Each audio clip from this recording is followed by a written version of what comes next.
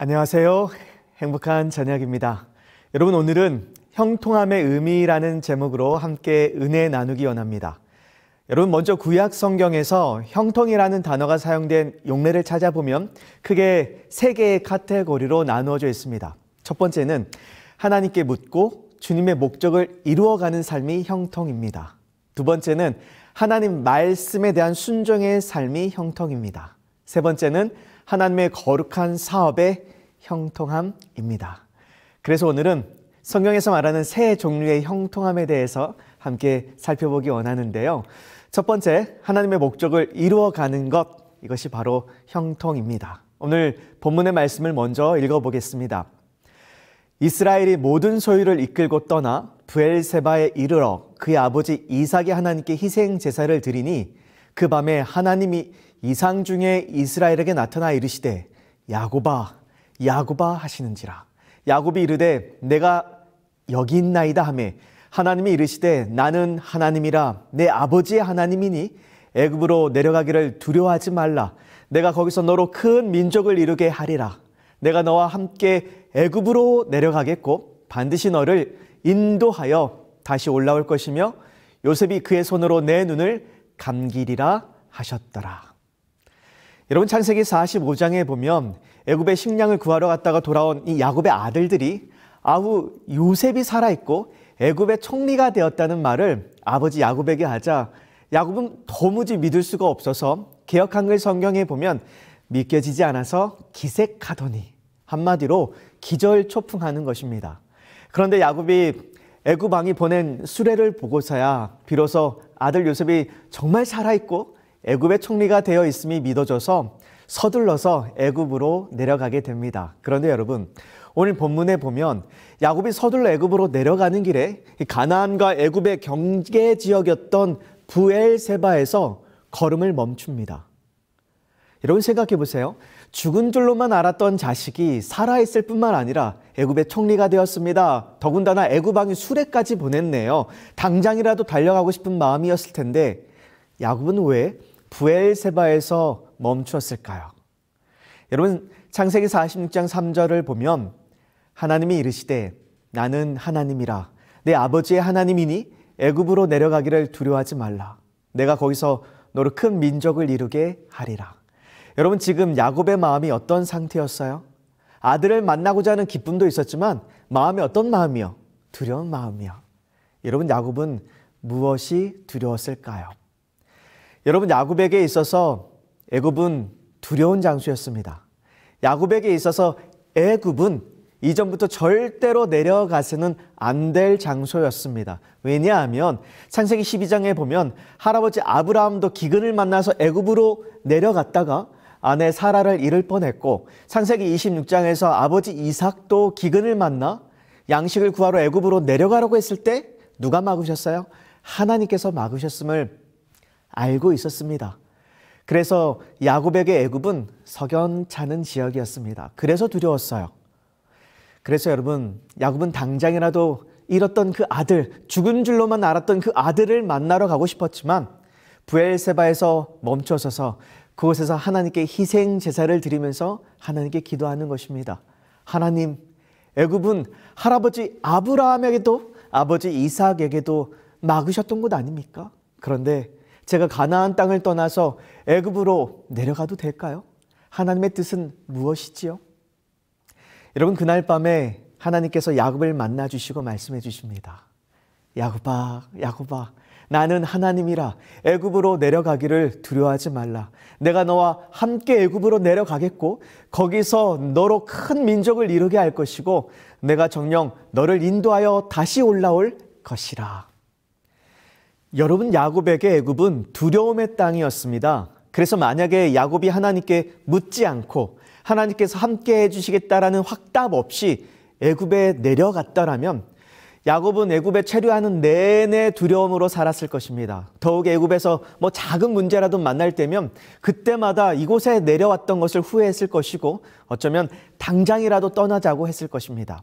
그런데 야곱은 브엘세바에서 애굽에 내려가는 것이 하나님의 뜻이고 하나님께서 함께 애굽에 내려가시겠다는 약속을 받고 나니까 야곱은 더 이상 두려움 없이 애굽으로 내려갈 수 있게 된 것입니다. 여러분, 우리가 야곱을 통해 배울 수 있는 정말 중요한 교훈은 내 생각 같아서는 당장이라도 달려가고 싶고 내 생각 같아서는 이 길이 확실하더라도 야곱처럼 잠시 멈춰서서 하나님께 길을 묻고 하나님의 뜻을 확인하고 달려가는 저와 여러분이 되기를 간절히 소원합니다. 하나님의 말씀을 들으라. 그리고 하나님 앞에 무릎을 꿇고 그의 말씀에서 나에게 무엇을 말씀하시려는지 조용히 여쭤보라. 그대가 가야 할 길이 어디인지 알게 될 때까지 주님 앞에서 기다리라. 여러분, 다윗도 이스라엘의 왕이 된 이후에 가장 먼저 한 일은 하나님께 여쭤보는 일이었습니다. 여러분, 여기 사무엘하 2장 1절에 보면 여호와께 물어 가로되 내가 유다 성읍으로 올라가리까? 그랬더니 하나님께서 올라가라 말씀하십니다. 또 다윗이 묻습니다. 그럼 어디로 가리까? 헤브론으로 갈지니라. 여러분, 5장 19절에서도요. 하나님, 내가 블레셋 사람에게로 올라가리까? 올라갈지니라. 내가 저들을 내 손에 정령 붙이겠노라. 여러분, 다윗은 무엇을 하든지요, 자기 생각대로 하지 않고 하나님의 뜻을 먼저 구했습니다. 그리고 성경은 이런 다윗의 삶을 사무엘하 5장 10절에 보면 이렇게 설명하고 있네요. 만군의 하나님 여호와께서 함께 계시니 다윗이 점점 강성하여 가니라. 여러분, 하나님께서 다윗과 함께 했다는 것은 다윗은 늘 하나님께서 가라시면 갔고 멈추라 하시면 멈추는 순종하는 삶을 살았다는 것을 의미합니다. 그 결과 다윗은요, 점점 갈수록 강성하여 가게 되는 것입니다. 그런데 여러분, 반면에 사울은요, 여기 역대상 10장 13절 14절 말씀에 보니까 그가, 사울이죠, 여호와의 말씀을 지키지 아니하고 또 신접한 자에게 가르치기를 청하고 여호와께 뭐하지 아니하였으므로, 묻지 아니하였으므로 그 나라를 이새의 아들 다윗에게 넘겨주셨더라. 다윗은 물었습니다. 그런데 사울은 묻지 않았습니다. 여러분, 이런 맥락에서 형통은 하나님께 묻고 하나님의 뜻에 순종하여 가는 것, 그리고 하나님께서 함께 동행해 주시는 삶이 바로 형통한 삶입니다. 우리 사랑하는 성도님들, 하나님께 묻고 가십시다. 아무리 확실하고 아무리 이 길이 숙명이라 여겨지는 길일지라도, 이 길밖에 보이지 않는다 할지라도 하나님께 묻고 답을 얻고 주님과 동행하시는 형통한 삶이 되기를 간절히 소원합니다. 여러분, 우리는 주로 형통이라는 단어는 무슨 일을 하든지 일이 잘 풀리고 만사 형통의 개념으로 이해할 때가 있습니다. 그런데 성경은 형통하다고 해서 모든 일이 잘 풀리고 잘 되는 것만을 형통이라고 말하지 않아요. 대표적인 예가 요셉인데요. 여러분, 성경에서 형통하면 요셉이죠. 그런데 참 아이러니하게 창세기 39장에 보면 요셉이 애굽의 노예로 팔려가는데 그곳에서도 형통한 자가 되었다고 말하고 있습니다. 보디발의 아내의 유혹을 거절했다가 옥에 갇히게 되는데도 그곳에서도 형통한 자가 되었다고 합니다. 그래서 여러분, 형통이라는 것을 뭘 하든지 일이 잘 풀리고 내가 바라는 대로 이루어지는 것을 형통이라고 한다면 요셉이 종살이를 하면 안 되었죠. 여러분, 이게 형통이라면 요셉이 감옥에 들어가면 돼야 안 돼요? 감옥에 들어가면 안 되는 것입니다.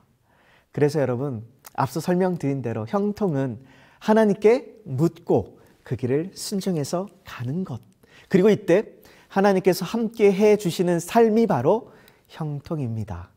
그런데 이 말을 좀 다른 말로 바꿔 말씀드리자면 형통은 하나님의 목적하신 바가 내 삶을 통해서 이루어지는 것, 이것이 바로 형통입니다. 그래서 여러분, 우리 각자에게는 하나님의 목적하신 바가 있습니다. 제가 목회자로 부름을 받은 목적이 있습니다. 우리가 간호사로, 교사로 부르심을 받은 목적이 있습니다.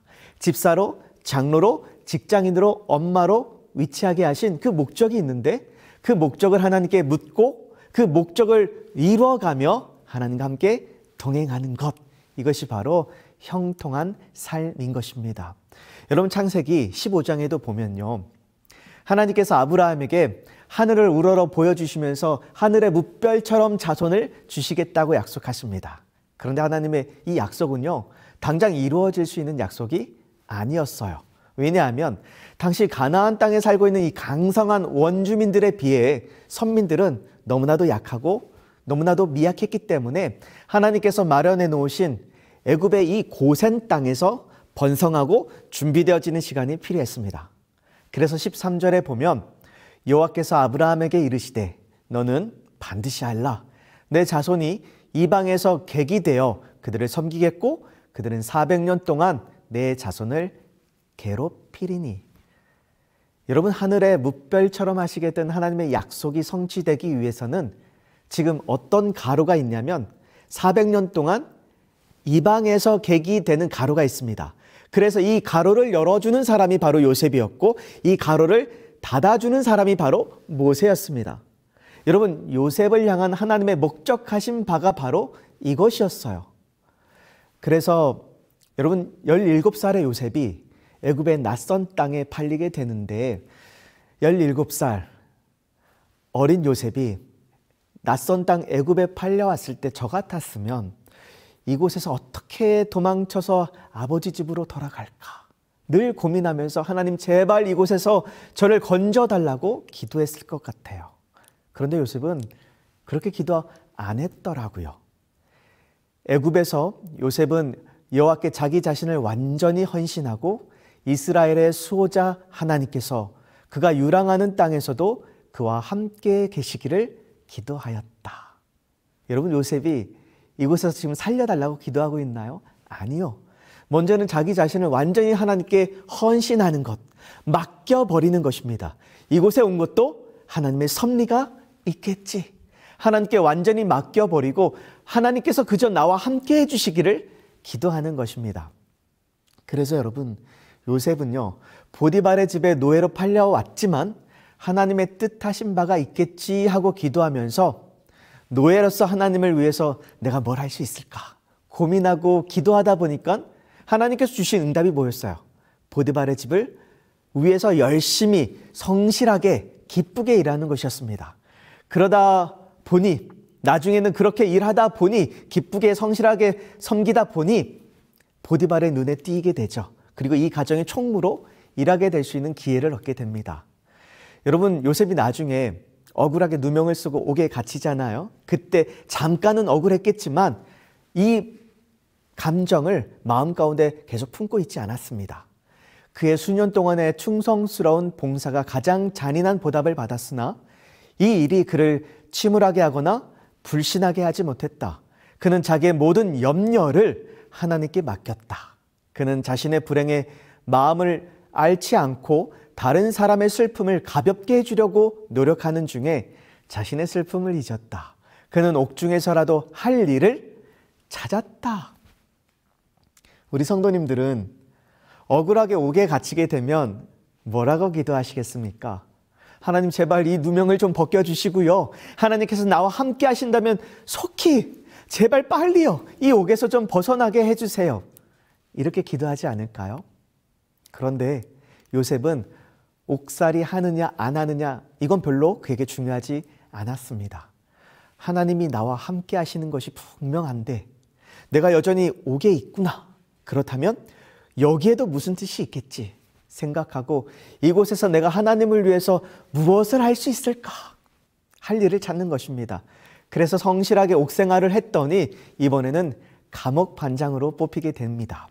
그래서 이제 감옥 반장이 되었습니다. 이런 감옥 반장의 위치를 가지고 주님을 위해서 내가 뭘 할 수 있을까 고민을 해보니 그래, 좋다. 걱정과 고통 중에 있는 자들의 이야기를 들어주고 함께 옥생활하는 그들을 좀 도와줘야겠다 해서 또 성실하게 동료들을 돕고 주님을 위해서 일하다 보니까 이제는 어떤 기회가 열려요? 왕의 보좌진들의 꿈풀이를 해주게 되고 후에는 애굽의 총리에 오를 수 있는 길이 열리게 되는 것입니다. 그래서 여러분, 형통한 삶은요, 만사가 잘 풀리고 소원이 이루어지는 것을 의미하지 않고 무엇을 하든지 간에 어디에 있든지 간에 하나님께 묻고 하나님의 뜻을 이루어 갈 때 하나님께서 함께하는 삶이 바로 형통한 삶임을 기억하시게 되기를 간절히 소원합니다. 창세기 39장 2절 말씀에 여호와께서 요셉과 함께 하심으로 그가 형통한 자가 되어. 창세기 39장 3절에 그의 주인이 여호와께서 그와 함께 하심을 보며 또 여호와께서 그의 범사에 형통하게 하심을 보았더라. 간수장은 그의 손에 맡긴 것을 무엇이든지 살펴보지 아니하였으니 이는 여호와께서 요셉과 함께 하심이라. 여호와께서 그를 범사에 형통하게 하셨더라. 열왕기하 18장 7절에도요. 여호와께서 그와 함께 하심에 그가 어디로 가든지 형통하였더라. 나는 아버지께 나아가는 것처럼 하나님께 나아가 그분께서 내가 무엇을 하기를 바라시는지 여쭈어 보는 어린아이처럼 느꼈다. 그리고 의무가 분명해지자 그 의무를 수행하는 것이 가장 큰 행복이 되었다. 특별한 시련이 때때로 나를 둘러쌌다. 나보다 더 많은 경험을 한 사람들이 나를 뒤로 물러가게 하고 나의 믿음의 열성을 식혀버리고자 애를 썼다. 그러나 나의 생애를 밝혀주는 예수님의 미소와 마음속에 있는 하나님의 사랑을 가지고 나는 기쁜 마음으로 길을 걸어갔다. 여러분, 아무리 급하고 아무리 확실한 길이라 생각될지라도 혹은 억울하고 막막하고 두려울 때라도 야곱이 멈춰섰던 부엘세바를 기억하게 되기를 간절히 소원합니다. 그리고 그곳에서 하나님께 묻고 답을 얻고 하나님과 동행하셔서 어디에서 무엇을 하시든지 늘 형통한 성도님들이 되기를 간절히 소원합니다. 여러분, 구약에 나타난 두 번째 형통은 바로 하나님 말씀에 대한 순종입니다. 신명기 29장 9절에 그런즉 너희는 이 언약의 말씀을 지켜 행하라. 그리하면 너희가 하는 모든 일이 형통하리라. 여호수아 1장 7절에 오직 강하고 극히 담대하여 나의 종 모세가 내게 명령한 그 율법을 다 지켜 행하고 우로나 좌로나 치우치지 말라. 그리하면 어디로 가든지 형통하리니. 이 율법책을 내 입에서 떠나지 말게 하며 주야로 그것을 묵상하여 그 안에 기록된 대로 다 지켜 행하라. 그리하면 내 길이 평탄하게 될 것이며 내가 형통하리라. 여러분, 특별히 여기 여호수아의 말씀을 보면 하나님께서 가나안 땅 정복 전쟁을 앞두고 있는 이스라엘 군대를 향해서요, 어떤 전략을 세우게 한다든지 아니면 무기를 점검하게 한다든지 이런 전쟁을 준비하게 하는 대신에 전혀 다른 명령을 하시는데 율법책을 내 입에서 떠나지 말게 하며 주야로 그것을 묵상하고 지키라는 것입니다. 이렇게 할 때 무슨 일을 하든지 이 전쟁통에서라도 하나님께서 함께 하시는 형통의 복이 주어지겠다라는 것입니다. 여러분, 이 말씀을 좀 더 구체적으로 설명드리자면 입에서 떠나지 말게 하며 이것은 말씀 암송입니다. 그리고 두 번째, 말씀을 깊이 묵상하는 것인데요. 말씀을 그냥 읽고 흘려보내는 것이 아니라 말씀 앞에 나의 뜻과 나의 생각을 굴복시키고 이 말씀이 내 삶의 현장에서 세포화되고 완전히 녹아지도록 깊이 묵상하고 생각하라는 것입니다. 그리고 지켜 행하라. 보고 묵상했던 이 말씀을 그날그날에 적용하며 살라는 것입니다. 그리하면 형통하리라. 사랑하는 성도님들, 주야로 구별된 시간에 하나님의 말씀을 깊이 묵상하고 하루 종일 하나님의 말씀을 암송하고 또 그 말씀에 순종함으로 이 약속이요, 내 길이 평탄할 것이요 형통하리라는 하나님의 약속을 경험하는 저와 여러분이 되기를 간절히 소원합니다. 여러분, 구약 성경에 나타난 세 번째 형통은 하나님의 거룩한 사업의 형통함입니다. 내 입에서 나가는 말도 이와 같이 헛되이 내게로 돌아오지 아니하고 나의 기뻐하는 뜻을 이루며 내가 보낸 일의 형통함이니라. 여러분, 오늘 우리가 아무리 뻣뻣한 입이라도요, 둔한 혀일지라도 우리의 입을 열어서 우리의 이웃에게 불신앙하는 누군가에게 한 구절의 말씀일지라도 나누고 전하게 될 때 그 말씀은 어떻게 된다고요? 절대로 헛되이 하늘로 돌아가지 않고 언젠가는 이 말씀이 열매를 맺게 되리라는 형통함의 약속입니다. 마치 붙잡혀 왔던 히브리 소녀의 아주 국률 섞인 말 한마디가 아람 왕의 군대 장관 나아만에게 하나님에 대한 믿음을 갖게 했을 뿐만 아니라 그 작은 말 한마디가 더 나아가 아람 전역에 하나님의 빛을 비추는 파장을 일으키게 된 것처럼요. 조은 씨도 얼마 동안은 냉담하고 이기적이고 세속적인 마음속에 들어가 전혀 눈에 띄지 않게 떨어질 수도 있다. 그 씨는 그것이 뿌리를 내렸다는 증거를 보이지 않는다. 그러나 얼마 후에 하나님의 영이 그의 마음속에 생기를 불어넣으면 묻혀있던 씨는 싹이 나서 마침내 하나님께 영광을 돌릴 열매를 맺는다. 우리가 하는 필생의 사업을 통해 어느 것이 잘 되는지는 알지 못한다. 이것은 우리가 해결해야 할 문제가 아니다. 우리가 해야 할 일을 다 한 후에 그 결과는 하나님께 맡겨야 된다. 사랑하는 성도님들, 하나님께 묻고 하나님의 뜻을 이뤄가면서 우리 하나님과 동행하면서 오는 형통의 축복을 우리가 누리게 되기를 간절히 바랍니다. 하나님의 말씀을 암송하고 깊이 묵상하고 말씀을 내 삶에 적용함으로 오는 형통의 축복을 누리게 되기를 간절히 소원합니다. 더 나아가서 암송하고 묵상한 말씀을 우리의 가족들과 이웃들에게, 우리 직장 동료들에게 나눔으로 하나님의 일을 형통케 하는 복의 통로가 되기를 간절히 소원하면서 오늘 말씀을 마치도록 하겠습니다.